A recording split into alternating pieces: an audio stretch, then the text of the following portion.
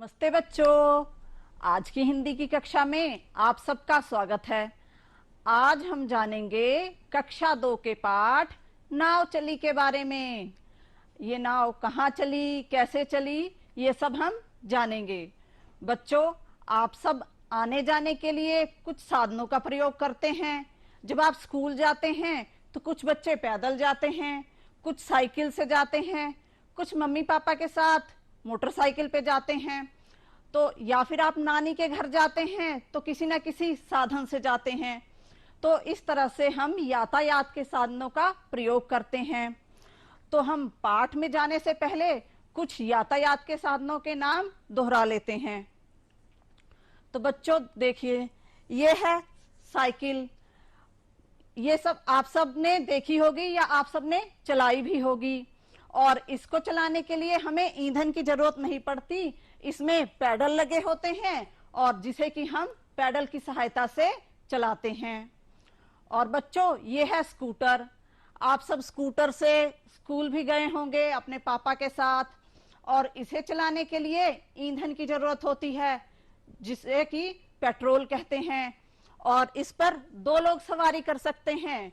और इसको पर चलने के लिए हेलमेट की आवश्यकता होती है दोनों लोगों को। तो आप सब ध्यान रखेंगे। और बच्चों, ये है बस। ये भी यातायात का एक तेज साधन है और इसका हम लंबी दूरी के लिए भी प्रयोग करते हैं और कम दूरी के लिए भी प्रयोग करते हैं।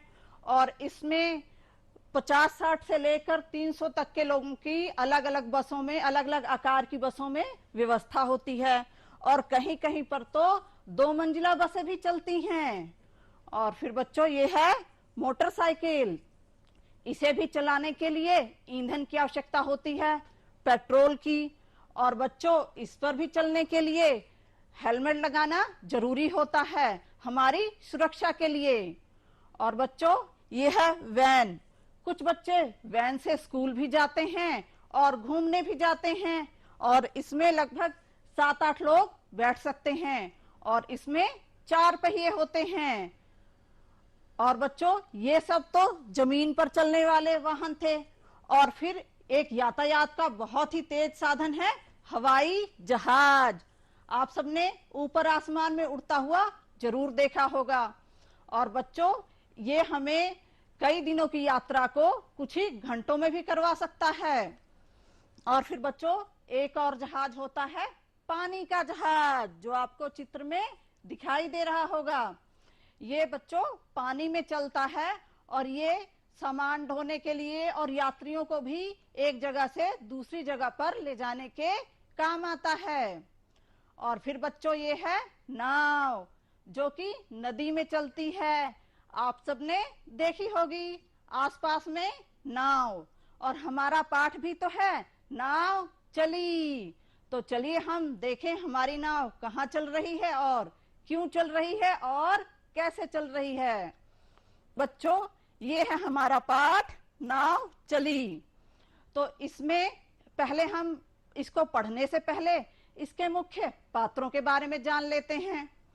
तो बच्चों, हमारी कहानी में नाव चली में पात्र हैं गुबरैला, और है चींटी, और है मेढक, और है चूजा, और है चूहा। तो बच्चों, ये पांचों पक्के दोस्त होते हैं। जैसे आपके दोस्त होंगे उसी तरह ये सब आपस में दोस्त होते हैं। तो एक दिन ये सब जंगल में बात कर रहे होते हैं। तो चूजा कहता है, चलो दोस्तों, क्यों ना हम सब चलें दुनिया देखने, दुनिया घूमें। तो चींटी कहती है, हाँ हाँ, दुनिया बहुत बड़ी है और हम सब नई नई चीजें देखेंगे और चलो हम सब दुनिया घूमने चलते हैं। तो इस तरह से सभी दोस्तों में जंगल घूमने की, दुनिया देखने की सहमति बन जाती है और फिर ये सभी घूमने निकल पड़ते हैं। तो रास्ते में चूहा कहता है कि जंगल कितना सुंदर है और कितना मजा आ रहा है।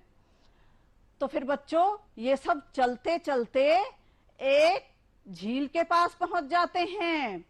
तो वहां पर क्योंकि चूहे को, चींटी को और गुबरैले को तैरना नहीं आता है, तो ये सब कहते हैं अब हम आगे कैसे जाएंगे, क्योंकि हमें तो तैरना नहीं आता।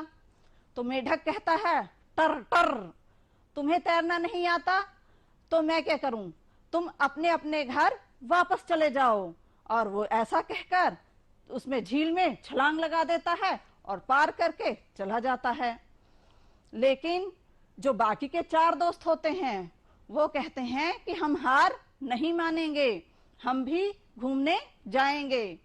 तो वो चारों मिलकर एक तरकीब सोचते हैं।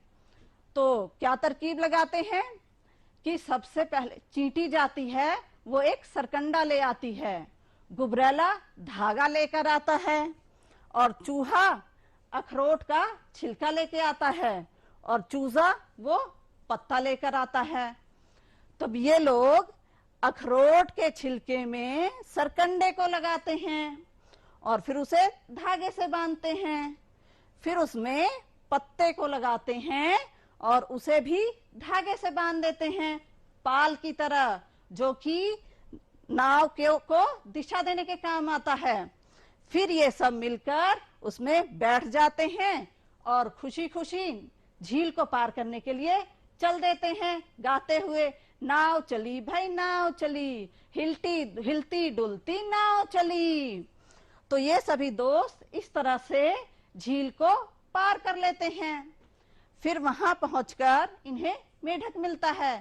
तो ये कहते हैं मित्र, दोस्तों में स्वार्थ की भावना नहीं होनी चाहिए, और प्रिय मेढक, यदि हम मिलजुल कर काम करें तो हम कोई भी काम कर सकते हैं। तो मेढक भी शर्मिंदा होता है और कहता है कि हाँ दोस्तों, अब मैं ऐसा कभी कुछ भी नहीं करूंगा और मिलजुल कर रहूंगा। तो बच्चों, आप सब भी अपने दोस्तों के साथ मिलकर रहें और मिलकर काम करें, तो आपके सारे काम बहुत अच्छे होंगे। तो बच्चों, इस पाठ में कुछ शब्द आए हैं जो मेरी कक्षा में बच्चों को कठिन लगते थे, तो उनको मैंने यहाँ पर लिखा है कठिन शब्द, और फिर हमने उनको और अच्छे से समझने के लिए उन शब्दों को वाक्यों में प्रयोग किया है। तो आइए हम जानते हैं। जैसे सबसे पहले है दुनिया। तो बच्चों, दुनिया शब्द से हमें इसके बारे में बहुत ज्यादा नहीं पता लगता, लेकिन हम जब इसे वाक्य में प्रयोग करते हैं तो हम उसके अर्थ को और अच्छे से समझ लेते हैं कि हम दुनिया के बारे में क्या कहना चाहते हैं। तो बच्चों, दुनिया, मैंने वाक्य बनाया है दुनिया बहुत बड़ी है, इस शब्द को मैंने इसमें प्रयोग किया है।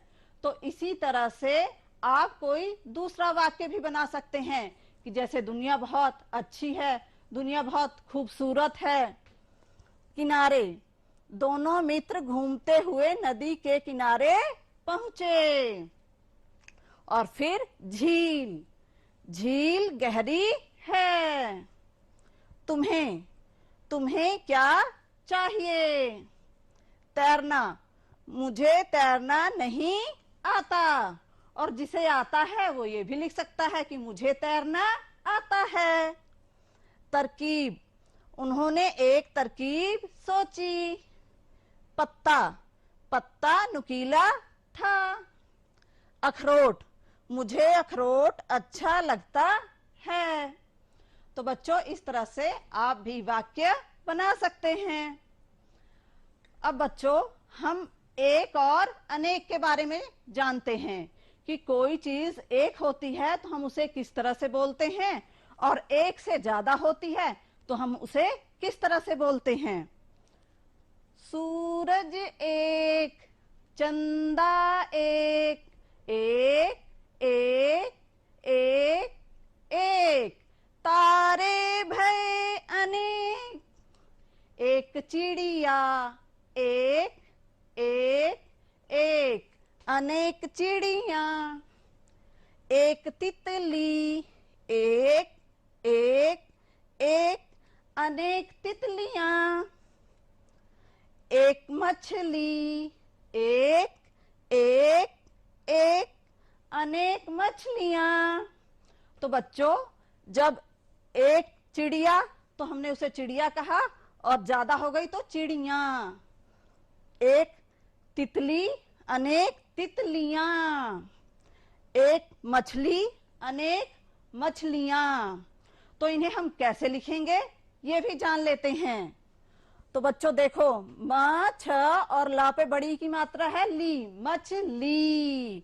तो हम जब इसको अनेक ज्यादा होंगी एक से, तो जो बड़ी ई की मात्रा है ये पीछे लगी है, ये यहाँ आकर छोटी ई की में बदल जाएगी, और या पे आकर डंडा और चंद्र बिंदु हो जाएगा। मछली मछलियां, लड़की लड़कियां, तितली तितलियां। देखा ना आपने कि बड़ी की मात्रा छोटी में बदल रही है। बिल्ली बिल्लियां। लेकिन यहां देखिए आधा ल है, तो जब मात्रा हम बदलेंगे, छोटी की करेंगे, तो वो आधे अक्षर से पहले आएगी। बिल्ली बिल्लियां, मुर्गी मुर्गियां, मधुमक्खी मधुमक्खियां। तो आप सब जब एक से अनेक लिखेंगे तो इन सब का ध्यान रखेंगे, तो आपसे कोई गलती नहीं होगी। और बच्चों, इसमें कुछ प्रश्न हैं, तो हम उनके उत्तर भी सोच लेते हैं। सारे मित्रों ने क्या सोचा? सोचो सोचो। हाँ, सारे मित्रों ने दुनिया घूमने का सोचा। मेढक ने क्या किया? मेढक अपने दोस्तों को छोड़कर भाग गया। चूहे, चींटी, चूजे और गुबरैले ने झील कैसे पार की? इन सब ने मिलकर नाव बनाई और झील पार कर ली। नाव बनाने के लिए क्या क्या लेकर आए? चूहा अखरोट का छिलका लाया। चूहा क्या लाया? अखरोट का छिलका। और चूजा क्या लाया? सोचो सोचो। चूजा पत्ता लेकर आया। और चींटी, चींटी क्या लाई थी? चींटी सरकंडा लाई थी। चींटी क्या लाई थी? सरकंडा, एक डंडी जैसा होता है। और गुबरैला, गुबरैला क्या लाया था? धागा, जिससे कि उन सबको बांधा गया था। तो गुबरैला धागा लेकर आया। अब नीचे लिखे शब्दों के विलोम उल्टे अर्थ वाले शब्द लिखो। जो ये शब्द हैं इनका हमें उल्टे अर्थ जो बताते हैं वो शब्द लिखने हैं। जैसे दूर, दूर का उल्टा पास। बुरा अच्छा। आगे पीछे। हंसना रोना। तो आप सब समझ गए ना? तो बच्चों, ये कुछ शब्द हैं जिनको कि हमें पूरा करना है। जैसे पहले देखिए घुमक्कड़, तो यहाँ आधा का आना था जो खाली था, और फिर हमने उसे आधा का लगाकर पूरा किया है। तो उसी तरह से मधुमक्खी, तो यहाँ भी आधा का आएगा जो हम यहाँ पे लिखेंगे। ढक्कन, तो यहाँ आधा का, ढक्कन। गफ्फार, यहाँ देखिए बच्चों आधा फ दिया गया है, तो इन शब्दों में हमें आधा फ भर के उसे पढ़ना है और बोलना है। गफ्फार। गिरफ्तार, रफ्तार। गफ्फार, गिरफ्तार, रफ्तार। तो बच्चों ये आधा च, हमें आधा च भरना है इन शब्दों में। तो आधा च भरने के बाद इनका उच्चारण कैसा होगा? मच्छर, खच्चर, बच्चा। तो बच्चों ये आपको समझ में आ गए होंगे। अब यहाँ पर सही शब्द छांटकर लिखना है। जैसे सबने मिलकर नाव बनाई, तो यहाँ खाली जगह थी, यहाँ हमने भरा है नाव। सबने मिलकर नाव को डैश में उतारा, तो किस में उतारा? पानी या पहाड़? पानी। तो यहां हम लिख देंगे पानी। सब एक साथ नाव में डैश सो गए या बैठ गए? बैठे थे ना, तो यहां हम भरेंगे बैठ गए। और फिर चूहा नाव डैश लगा, तो चलाने लगा या डुबोने? हाँ, बिल्कुल सही, चलाने लगा। तो चूहा नाव चलाने लगा। मैंने इन पे गोला किया है, आप इसे बीच में भरेंगे। बच्चों, नाव यातायात का एक साधन है, तो उसी तरह से हम सड़क पर चलते हैं और यातायात के साधनों का प्रयोग करते हैं, तो उनके भी कुछ नियम होते हैं, और जब हम उन नियमों का पालन करते हैं तो दुर्घटना नहीं होती। लेकिन अगर हम नियमों का पालन नहीं करेंगे तो दुर्घटना होने की संभावना रहती है। तो इसे हम एक कविता के माध्यम से जानते हैं, सड़क के कुछ नियमों के बारे में। तो आइए हम कविता दोहराते हैं। सड़क बनी है लंबी चौड़ी, सड़क बनी है लंबी चौड़ी, उस पर जाती मोटर दौड़ी, उस पर जाती मोटर दौड़ी, सड़क पार सीधे मत जाओ, सड़क पार सीधे मत जाओ, जेब्रा क्रॉसिंग पर आ जाओ, जेब्रा क्रॉसिंग पर आ जाओ, दाएं बाएं नजर घुमाओ, दाएं बाएं नजर घुमाओ, सड़क पार फिर तुम चले जाओ, सड़क पार फिर तुम चले जाओ। तो बच्चों, सड़क पार करने के लिए हमें सीधे दौड़कर नहीं जाना होता है, हमें जेब्रा क्रॉसिंग से सड़क पार करनी होती है। जैसे कि इसमें दिख रहा है, ऐसी सफेद और काली धारियां बनी होती हैं सड़क पर जहां बत्ती होती है। तो सड़क पार करने के लिए हमेशा इस जेब्रा क्रॉसिंग का ही प्रयोग करें। और पैदल चलने के लिए भी सड़क के बगल में फुटपाथ बना होता है, थोड़ी ऊंची सी जगह होती है। तो जब आप सड़क पर चलें तो हमेशा फुटपाथ पर चलें। और बच्चों, सड़क पर या सड़क के पास नहीं खेलना चाहिए। जब आप सड़क पर खेल रहे होंगे तो कोई भी गाड़ी आ सकती है जिससे दुर्घटना हो सकती है। और अगर सड़क के पास भी खेल रहे हैं तो खेलते खेलते आपकी गेंद या कोई सामान सड़क पर चला जाएगा, जिसे आप लेने के लिए जाएंगे और फिर दुर्घटना होने की संभावना बढ़ जाती है। इसलिए सड़क पर और सड़क के पास बिल्कुल नहीं खेलना चाहिए। और बच्चों, आपने देखा होगा सड़क पर ऐसी बत्तियां बनी होती हैं, तो जब लाल होती है तो गाड़ियां रुक जाती हैं, और पीली बत्ती का मतलब होता है कि आप चलने के लिए तैयार रहें, ये गाड़ियों के लिए होता है। और हरी बत्ती का मतलब है आप जा सकते हैं। तो उसी तरह से यहाँ पर ये बत्ती लगी हुई है और इनके रंग लिखे हैं, और हमें इनको मिलाना है। मैंने इनको आगे पीछे लिखा है। तो बच्चों देखिए, लाल, लाल का मतलब रुकिए, तो हम लाल को रुकिए से मिलाएंगे। और पीली, पीली का मतलब तैयार हो जाएं। और हरी, हरी का मतलब आगे बढ़िए। तो बच्चों, आप सब इन बत्तियों का और नियमों का पालन करेंगे और दुर्घटना से बचे रहेंगे। अब बच्चों, हम एक गतिविधि करेंगे, क्योंकि हमारा पाठ है नाव, तो हम चलाएंगे एक नाव, लेकिन उससे पहले हम बनाएंगे। तो बच्चों, आप एक ऐसी शीट ले सकते हैं, और या फिर आप जो वेस्ट पेपर होता है आप उससे भी नाव बना सकते हैं। आप कॉपी और किताब नहीं फाड़ेंगे, तो हमेशा वेस्ट पेपर से या कोई ऐसी शीट लेकर ही नाव बनाएंगे।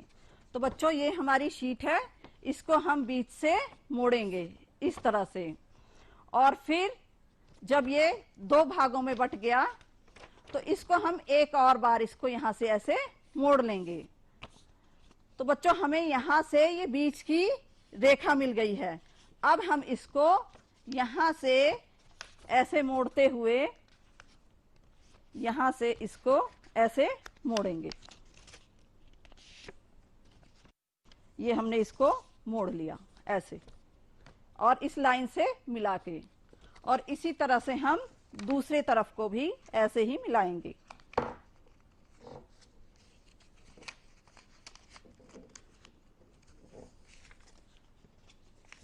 हमने इसको ऐसे मिला दिया। अब बच्चों ये आप देखिए, ये बीच के ये दो हिस्से हैं, इसको जहां से हमने ये मोड़ रखा है यहां से इसको भी मोड़ देंगे ऐसे, और फिर हम इसको यहां से दूसरी तरफ वाला भी, ये एक तरफ का हमने मोड़ा है ये, और अब हम दूसरी तरफ का भी मोड़ देंगे ऐसे।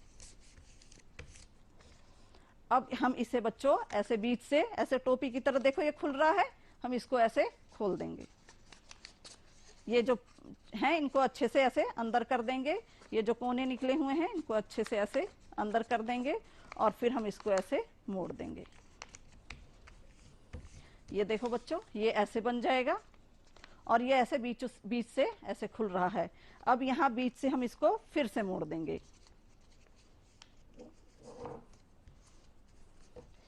ये हमने एक तरफ का मोड़ दिया, अब हम दूसरी तरफ का भी मोड़ देंगे।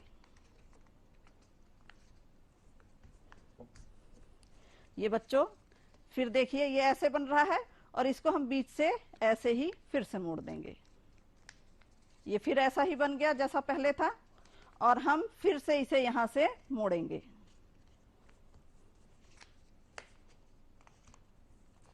ये इस तरह से ये बन गया बच्चों, देखो तिकोना। अब इसको हम यहाँ बीच से, ये देखो ये दो हमें इसके कान मिल रहे हैं, यहां से ऐसे खोल देंगे, और ये बन गई हमारी नाव, और इसे हम पानी में चलाएंगे। ये देखो, तो बच्चों ये हमारी नाव चली। तो इस तरह से आप भी नाव बनाइए और पानी में चलाइए। तो अब हम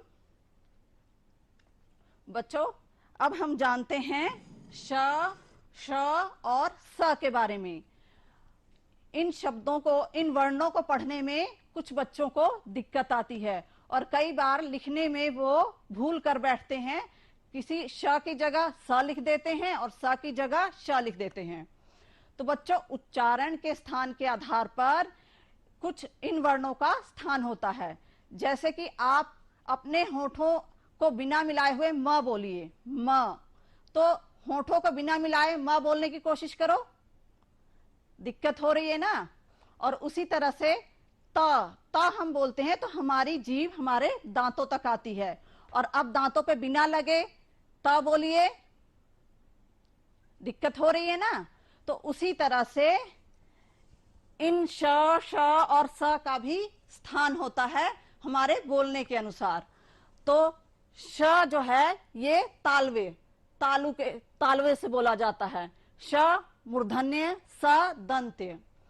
तो बच्चों इसको समझने के लिए हम अपने हाथ का ही सहारा लेते हैं। जैसे हमारा मुंह है, ऊपर आप मुंह में जीभ फेर के देखिए, उसी तरह से देखिए, ये सबसे पहले हम इन्हें अपने दांत मान लेते हैं, ये आगे क्यों।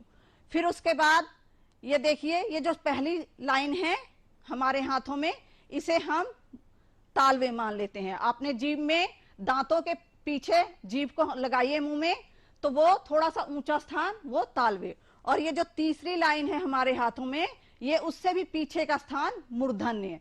तो हम बोलते हैं, देखिए पहले दंते वाला स, दांत में स, तो दंते, यहां से जो जीभ लगती है हमारी आगे दांतों पे, स, और फिर उससे पीछे तालवे श, और सबसे पीछे श। तो इस तरह से इनका उच्चारण होता है। आप इनका ध्यान रखेंगे तो आप बोलने में गलती नहीं करेंगे और इनको पहचान भी पाएंगे। तो सबसे पहले श का उच्चारण करते हैं हम। ये श, शीशा, शुभ, शरीफा। अब ये दूसरा सा मूर्धन्य वाला, श, वर्ष, हर्ष, वर्षा। तो आप बोल के देखिए, आपको अंतर समझ में आएगा। और फिर स, सड़क, सरसों, सरल। तो इस तरह से बच्चों हम इनका ध्यान रखेंगे तो इनके अंतर को पहचान पाएंगे। और कुछ और भी शब्द हैं जिनमें ये स और श एक या दो बार प्रयोग हो गए हैं। जैसे संतोष, तो हमने जब स बोला तो कैसे आवाज आई, और आखिरी में श बोला तो कैसे आवाज आई, संतोष, संतुष्ट, शासन, विशेष संशोधन। तो बच्चों, मुझे आशा है आप समझ गए होंगे स, श और श में अंतर। अब बच्चों, ये वर्ण हैं, इनसे हमें शब्द बनाने हैं। जैसे क से आप सबने कबूतर पढ़ रखा है, तो इनसे और भी बनते हैं, कमल, किताब, किसान, बहुत सारे बनते हैं। मैंने यहाँ कुछ लिखे हैं और आप अपनी मर्जी से अपनी कॉपी में लिख सकते हैं। क से कमल, क से किताब, क से किसान, ख से खरगोश, ख से खाली और ख से खेल। अच्छा लगता है ना। ग से गाय, ग से गमला, ग से गुबरैला, हमारी किताब में था। घ से घर, घ से घड़ी, घ से घोंसला और च से चूहा, च से चींटी, च से चूजा, ये तो हमारी कहानी में ही थे। छ से छाता, छ से छड़ी, छ से छिपकली, ज से जग, ज से जहाज, ज से जवान, झ से झील, झील थी ना। झ से झूठ, झ से झोपड़ी। तो इस तरह से आप खेल भी खेल सकते हैं एक दूसरे के साथ, वर्णों के अलग अलग शब्द बनाकर। तो बच्चों, इन्हें आपको पहचानना है और इनके नाम लिखने हैं। इनको तो आप पहचानते हैं, हमारी कहानी में थी। चींटी, चूहा, मेढक, चूजा और नाव। तो इन सब के नाम आप लिखेंगे अपनी कार्य पुस्तिका में। अब बच्चों, क्या आपने कभी कोई काम मिलजुल कर किया है? और किया है तो अपनी कॉपी में लिखिए। हम सब लोग बहुत से काम मिलजुल कर करते हैं। जैसे आप अपने अध्यापकों के साथ मिलकर कई बार रजिस्टरों पे कवर चढ़ाते हैं, या स्कूल में और भी कई काम होते हैं तो आप अपने अध्यापकों की मदद करते हैं, या फिर आप घर में मम्मी के साथ सब्जी कटवाते हैं, या फिर कई और तरह के काम अपनी मम्मी के साथ मिलकर करते हैं। तो बच्चों, आप इस तरह के जो भी काम करते हैं, आप अपनी पसंद का कोई भी काम अपनी कॉपी में लिख सकते हैं। और बच्चों, इनके हमें वाक्य बनाने हैं। जोर जोर, मेढक जोर जोर से हंसने लगा। तो धीरे धीरे, नाव धीरे धीरे चल रही थी। गिरते गिरते, मैं गिरते गिरते बचा। तो आप भी बना सकते हैं। अब यहाँ मात्राओं से दो दो शब्द बनाने हैं। छोटे ऊ की मात्रा बहुत, दुकान, और बड़े ऊ की मात्रा से फूल, भूल, आलू। ए की रेल, मेल, शेर। ऐसे रैन, मैल, पैसा, कैसा। तो इस तरह के शब्द आप बना सकते हैं। बच्चों, हमने इस कहानी से सीखा कि मिलजुल कर कार्य करने से कुछ भी असंभव नहीं है, हम कुछ भी कर सकते हैं। जैसे कि चींटियां मिलकर कितना बड़ा काम करती हैं। मधुमक्खियों को देखा होगा, वो मिलजुल कर छत्ता बनाती हैं और कितना शहद इकट्ठा करती हैं। तो इसी तरह हम मिलजुल कर काम करेंगे तो बहुत से काम आसानी से और अच्छे कर सकते हैं। और बच्चों, दोस्तों में स्वार्थ की भावना नहीं होनी चाहिए। अगर हमारा कोई दोस्त है, मुसीबत में है, तो हमें उसे नहीं छोड़ना है और उसका साथ देना है। और बच्चों, आज की कक्षा में साथ देने के लिए आप सबका धन्यवाद।